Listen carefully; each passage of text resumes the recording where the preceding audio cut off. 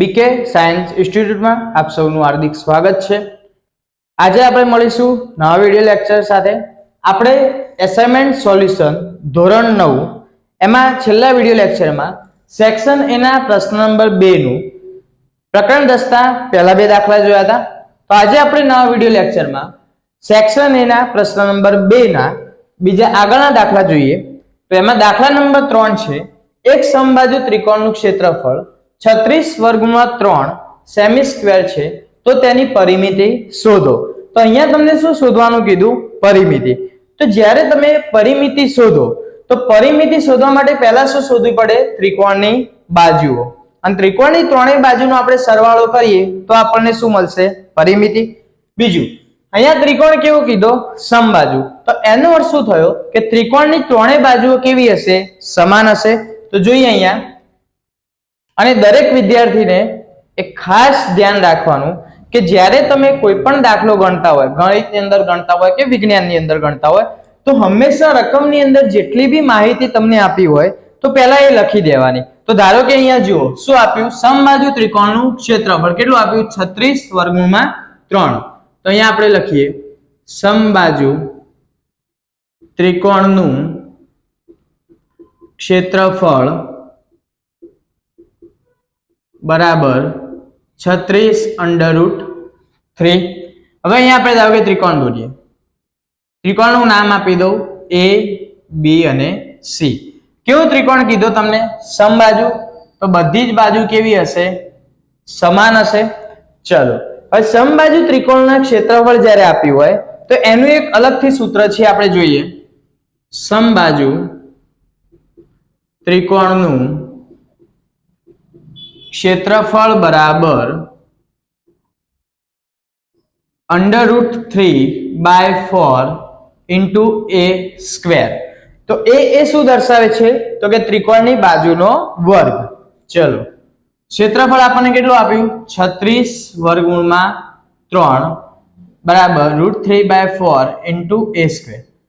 હંમેશા જ્યારે તમે દાખલો ગણતા હોય તો બરાબરની નીચે જ બરાબર આવવું જોઈએ। પછી તમે અહીંયા બરાબર લખો કે અહીંયા બરાબર લખો એ ચાલે નહીં। ચલો, આ બાજુ 4 ભાગાકારમાં, આ બાજુ આવે તો ગુણાકારમાં। તો 36 ગુણ્યા 4 છેદમાં કેટલા આવશે? સોરી, 36√3 ગુણ્યા 4, આ બાજુ √3 ગુણાકારમાં, આ બાજુ આવે તો ભાગાકારમાં, બરાબર કેટલા? a square. ચલો, √3 કટ, વધ્યા કેટલા? તો કે 36 ગુણ્યા 4 બરાબર a સ્ક્વેર। ચલો, તો 36 ગુણ્યા 4 કેટલા થાય? 6 ચોક 24 નો ચોકડો, વધી પડી 2, 4 તારી 12 ને 2 14। તો કેટલા આયા? 144। વર્ગ બરાબરની આ બાજુ આવશે તો વર્ગમૂળ। ચલો, તો √144 બરાબર a।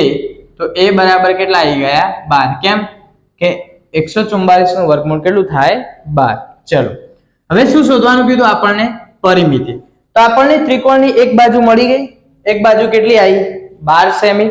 તેનો મતલબ બધી બાજુ જો સમાન હોય તો બધી બાજુઓ કેટલી થશે? 12 સેમી। ત્યાં લખીએ પરિમિતિ બરાબર a વત્તા b વત્તા c। તો 12 વત્તા 12 વત્તા 12 તો કેટલા થયા? 36 થયા। તો ત્રિકોણની પરિમિતિ કેટલી આવી ગઈ? 36 આવી ગઈ। ચલો, ચોથા નંબરનો દાખલો જોઈએ। 16 સેમી લંબાઈની બાજુઓ વાળા સમબાજુ ત્રિકોણનું ક્ષેત્રફળ શોધો। તો કેટલી લંબાઈ આપી? 16 સેમી। કેવો ત્રિકોણ કીધો? સમબાજુ। તો અહીંયા પહેલા આપણે ત્રિકોણ દોરીએ। ચલો, તો ત્રિકોણનું નામ આપી દઈએ A, B, C। બાજુની લંબાઈ કેટલી કીધી? 16 સેમી। તો એનો મતલબ બધી બાજુ કેટલી હશે? 16 સેમી। પણ કેવો ત્રિકોણ કીધો? સમબાજુ ત્રિકોણ। તો આપણે અહીંયા સમબાજુ ત્રિકોણનું ક્ષેત્રફળનું સૂત્ર યુઝ કરીશું। તો સમબાજુ ત્રિકોણનું ક્ષેત્રફળ બરાબર √3/4 ઇન્ટુ a સ્ક્વેર। બરાબર, ક્ષેત્રફળ આપણે શોધવાના। આ a સ્ક્વેર એટલે આપણે આગળના દાખલામાં કીધું હતું કે ભાઈ એનો મતલબ શું થાય? કે ત્રિકોણની બાજુનો વર્ગ। તો અહીંયા કેટલી બાજુ આપી છે? 16 સેમી, બધી બાજુ કેટલી છે 16, તો અહીંયા શાનો વર્ગ આવશે 16 નો વર્ગ. ચલો √3/4 ઇન્ટુ 16 નો સ્ક્વેર. ચલો √3/4 આપણે આગળ જ શીખવાડ્યું હતું કે ભાઈ વૈદિક ગણિતની રીતે તમે વર્ગ કાઢો તો 16 નો વર્ગ, તો 1 નો વર્ગ 1, 6 નો વર્ગ 36, 6 એકા 6, 6 દુ 12, તો 6, 5 અને 2, તો 6 નો વર્ગ કેટલો આવ્યો 256. તો અહીંયા કેટલા આવશે 256. ચલો 256 નો તમે કેટલા વડે ભાગીશું 4 વડે. ચલો અહીંયા ભાગાકાર કરીએ. 4 256, તો 4 6 24, 1 16, 4 4 16, તો કેટલા આયા 64 આયા. તો એનો મતલબ કેટલા ભાગ ચાલી ગયો 64 ભાગ ચાલી ગયો. તો જવાબ કેટલો આવ્યો 64/3. તો ત્રિકોણનું ક્ષેત્રફળ કેટલું આવ્યું 64/3. ત્રિકોણ XYZ જે પણ વિદ્યાર્થી XY બરાબર 8 સેમી, YZ બરાબર 11 સેમી અને XZ બરાબર 6 સેમી હોય તો ત્રિકોણની અથવા તેની અર્ધ પરિમિતિ શોધો. તો અર્ધ પરિમિતિ શોધવાની તો ત્રિકોણ કયો આપ્યો XYZ. તો ધારો કે અહીંયા લખીએ ત્રિકોણ X, Y અને Z. ચલો XY બાજુ કેટલી આપી 8 સેમી, YZ કેટલી આપી 11 અને XZ કેટલી આપી 6. તો શોધવાનું શું કીધું અર્ધ પરિમિતિ. તો જુઓ ત્રિકોણની ત્રણેય બાજુ આપી દીધી. આનો અર્થ શું થયો આ A બાજુ, આ B બાજુ અને આ C બાજુ. તો A બરાબર 8, B બરાબર 6 અને C બરાબર કેટલા 11. તો ત્રિકોણની ત્રણેય બાજુ મળી ગઈ. તો એના ઉપરથી તમને શું મળશે પરિમિતિ. તો ત્રિકોણની પરિમિતિ બરાબર શું થાય ત્રણેય બાજુઓનો સરવાળો. તો A વત્તા B વત્તા C. ચલો A કેટલા 8, B કેટલા 6 અને C કેટલા 11. તો 8 ને 6 14 ને 11 25. તો ત્રિકોણની પરિમિતિ કેટલી આવી ગઈ 25 સેન્ટીમીટર. તો શોધવાનું શું અર્ધ પરિમિતિ. તો અર્ધ પરિમિતિ બરાબર આપણે શું લખતા હતા પરિમિતિ ભાગ્યા કેટલા 2. તો પરિમિતિ કેટલી ત્રિકોણની પરિમિતિ કેટલી તો કે 25 ભાગ્યા કેટલા 2, તો કેટલા થશે 12.5 સેન્ટીમીટર. તો અડધી પરિમિતિ કેટલી થઈ 12.5 સેન્ટીમીટર. ચલો આગળ નવો દાખલો જોઈએ. ચલો જોઈએ ત્રિકોણ ABC માં ખૂણો B કેટલા અંશ 90 અંશ. જ્યારે કોઈ પણ ત્રિકોણની અંદર કોઈ પણ એક ખૂણો 90 અંશનો હોય તો એ ત્રિકોણ કયો કહેવાય કાટકોણ ત્રિકોણ. અને BD વેધ છે. જો AB બરાબર 12 સેમી અને BC બરાબર 16 સેમી હોય તો BD શોધો. તો અહીંયા BD તમને શું કીધો વેધ કીધો. તો એનો મતલબ શોધવાનું શું તમારે વેધ. તો પહેલા આપણે ત્રિકોણ દોરીશું. હવે અહીંયા ખાસ ધ્યાનથી જોજો આ દાખલો. તો અહીંયા ખૂણો B કેટલો કીધો આપણને 90 ડિગ્રી. ચલો તો ત્રિકોણ કયો કીધો A, B અને C. અને આ ખૂણો B કેટલો કીધો 90 ડિગ્રી. ચલો BD શું કીધો વેધ. તો એનો મતલબ BD અહીંયાથી નીકળ્યો હશે. તો આ D BD શું આવી ગયો વેધ. AB બરાબર કેટલા સેમી તો કે 12 સેમી. BC બરાબર કેટલા 16 સેમી હોય તો BD શોધો. હવે આપણે દરેક જણ જાણીએ છીએ કે ભાઈ જ્યારે ત્રિકોણની અંદર વેધ આપ્યો હોય તો હંમેશા ક્ષેત્રફળ શોધવા માટે આપણે કયું સૂત્ર યુઝ કરીએ તો કે ત્રિકોણનું ક્ષેત્રફળ બરાબર 1/2 ગુણ્યા પાયો ગુણ્યા વેધ. ત્યાં લખીએ ત્રિકોણનું ક્ષેત્રફળ બરાબર 1/2 ગુણ્યા પાયો ગુણ્યા વેધ. ચલો 1/2 પાયો એટલે આ AC શું કહેવાય પાયો કહેવાય. એના ઉપર BD શું કહેવાય વેધ કહેવાય. તો જેના ઉપર વેધ લંબ રૂપે ખૂણો બનાવતો હોય એનો શું કહેવાય પાયો. તો અહીંયા AC શું આવશે પાયો અને વેધ કયો BD. હવે અહીંયા ખાસ ધ્યાનથી જોજો નથી આપણને AC નું માપ આપ્યું કે નથી આપણને BD નું માપ આપ્યું. તો પહેલા આપણે AC શોધીશું. નથી આપણને ક્ષેત્રફળ આપી તો પછી ક્ષેત્રફળ શોધીશું અને પછી શું શોધીશું BD. ખાસ ધ્યાનથી જોજો બાળકો. ચલો તો AC નું માપ તો અહીંયા આપણને કયો ત્રિકોણ કીધો? કાટકોણ ત્રિકોણ કીધો. તો તમે જો જાણતા હોય તો પાયથાગોરસ નો પ્રમેય આવતો હતો કે ભાઈ ત્રિકોણની કોઈ પણ બે બાજુના વર્ગોનો સરવાળો ત્રિકોણની ત્રીજી બાજુના વર્ગ જેટલો થાય છે. બરાબર. ચલો તો અહીંયા આપણે એની મદદથી પહેલા AC નું માપ શોધીશું. ચલો તો AC સ્ક્વેર બરાબર AB સ્ક્વેર વત્તા BC સ્ક્વેર. ચલો AB આપણને કેટલા આપ્યા? 12 સેમી. અહીંયા 12 નો વર્ગ. BC આપણને કેટલા આપ્યા? 16. અહીંયા 16 નો વર્ગ. ચલો 12 નો વર્ગ કેટલો થાય? 144. 16 નો વર્ગ કેટલો થાય? હમણાં આગળના દાખલામાં જ આપણે કર્યો કેટલો? 256. ચલો સરવાળો કરો. 6 4 10 ને 0 વધી પડી 1 5 ને 4 9 ને 1 10 ને 0 વધી પડી 1 2 ને 1 3 ને 1 4. તો AC નો વર્ગ કેટલો આવ્યો? 400. તો વર્ગ બરાબર ની આ બાજુ જાય તો વર્ગમૂળ તો 400. ચલો તો AC નું વર્ગમૂળ કેટલું આવ્યું? 20. મતલબ 400 નું વર્ગમૂળ કેટલું આવ્યું? 20. તો AC આપણને કેટલો મળ્યો? 20. તેનો મતલબ AC એટલે પાયો આપણને મળી ગયો. તો આટલું માપ કેટલું આવ્યું? 20 આવ્યું. હવે આપણી જોડે ક્ષેત્રફળ નથી તો ક્ષેત્રફળ શોધવું પડશે. હવે જ્યારે આપણી જોડે ત્રિકોણની ત્રણેય બાજુના માપ હોય પણ જ્યારે આપણી જોડે વેધનું માપ ના હોય તો હંમેશા ક્ષેત્રફળ શોધવા માટે આપણે શેનો ઉપયોગ કરીશું? હેરોનના સૂત્રનો.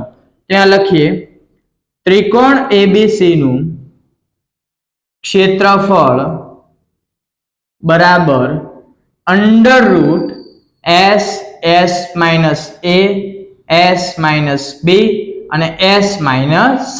હવે અહીંયા જુઓ S એટલે શું થાય? અર્ધ પરિમિતિ.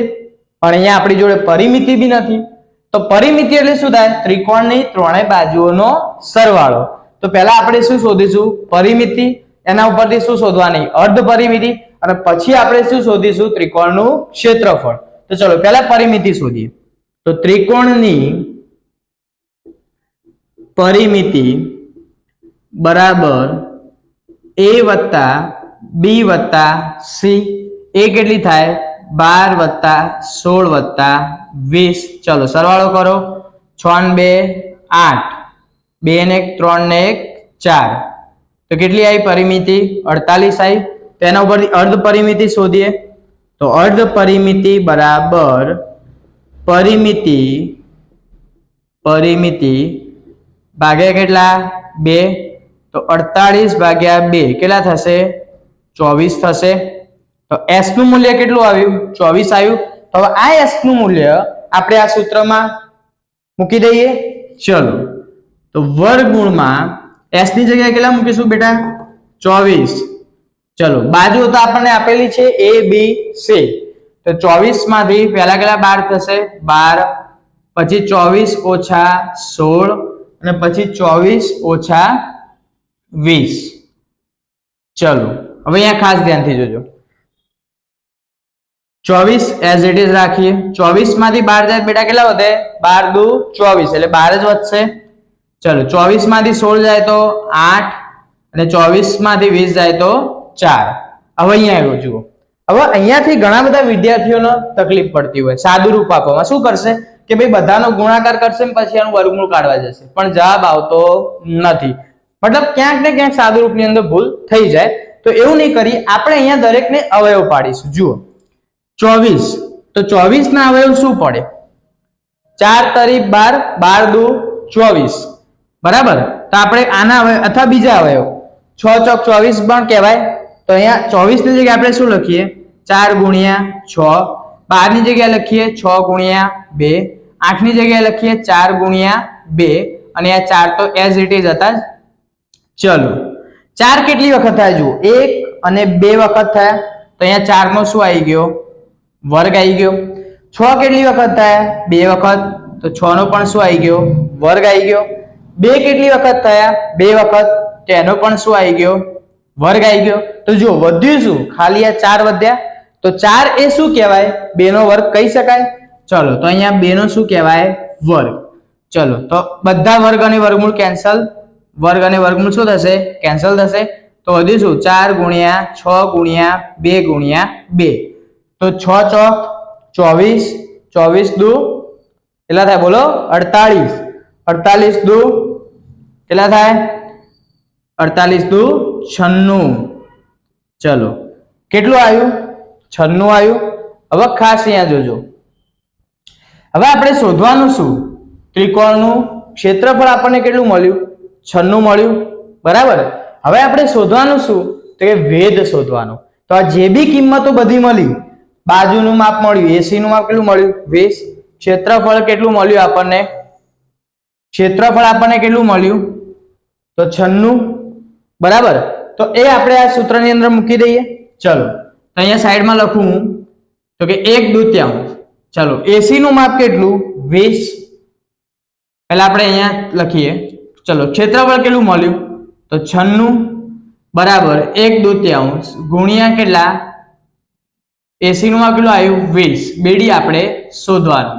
હવે અહીંયા જુઓ 10 દુ 20 તો 96 બરાબર 10 ગુણ્યા બેડી. હવે આ 10 આ બાજુ ગુણાકારમાં, આ બાજુ આવશે તો ભાગાકારમાં. તો 96 ભાગ્યા 10 બરાબર શું આવશે બેડી. તો હવે નીચે 1 શૂન્ય તો 1 પોઈન્ટ કાપવાનો. તો અહીંયા બેડી બરાબર કેટલા થઈ જશે 9.6 સેમી સ્ક્વેર. તેનો મતલબ શું થયો કે આ ત્રિકોણના ક્ષેત્રફળ કેટલું, સોરી આ ત્રિકોણના વેધની માપ કેટલું આવ્યું 9.6 સેન્ટીમીટર બરાબર. હું આશા રાખું કે દરેક વિદ્યાર્થીઓને ખૂબ સારી રીતે સમજણ પડી હશે. અને દરેક વિદ્યાર્થીઓને ખાસ જણાવવાનું કે એપ્રિલ મહિનાની અંદર આપણી પરીક્ષા શરૂ થવા જઈ રહી છે. તો જે પણ વિદ્યાર્થીઓ હજી વાંચવાની શરૂઆત ના કરી હોય અથવા જે વિદ્યાર્થીઓ રેગ્યુલર વાંચી રહ્યા છે તો વાંચતા વાંચતા બેટા રિવિઝન ખાસ કરજો. કેમ કે તમે વાંચી તો લેશો પણ જ્યારે તમે લખવા બેસશો ત્યારે જ તમને તકલીફ થશે. જો રિવિઝન કરેલું હશે તો તમે ઘણો બધો ફાયદો થશે. અને આગળના દાખલા આપણે નવા વિડીયો લેક્ચરમાં જોઈશું. Thank you.